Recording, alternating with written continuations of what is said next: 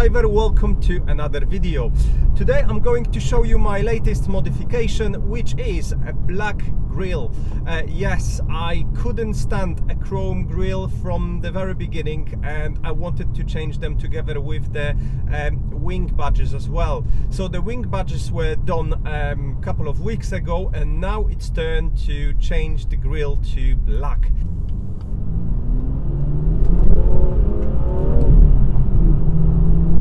So I'm going to show you the process of installation of the grille, which actually it's quite simple. You might get some bruises, but the process itself, it's not too difficult and shouldn't really take you longer than 15 to 20 minutes. Especially if you know what you're doing, you can probably even do it quicker.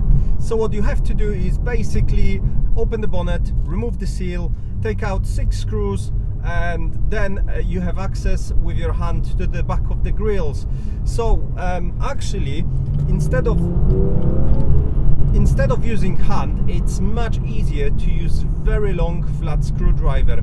You basically easily push in on the top of the clips one by one, and you pull it with the other hand, and they come out really easily.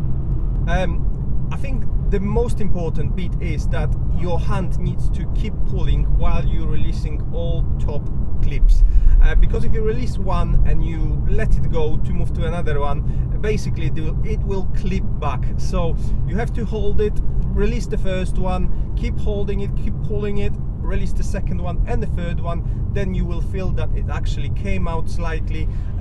That means the top is free, and now you can proceed with the side ones, which you can actually do with accessing your hand through the grille. Woohoo!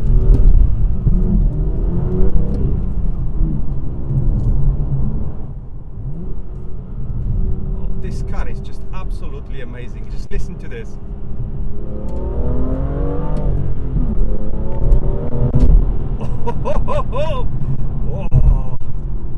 Check out AutoID website. They do have amazing parts, and they do have really good prices too. They have amazing stock of parts for not just for BMWs, for other brands too.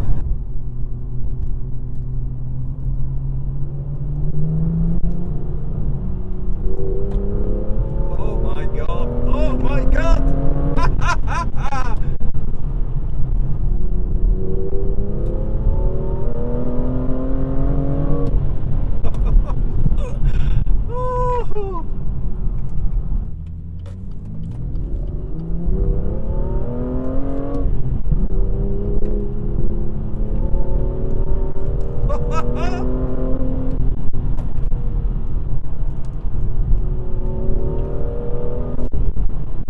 So thank you very much for watching. I hope you enjoyed this video. Give this video a like and subscribe to my channel if you enjoyed it.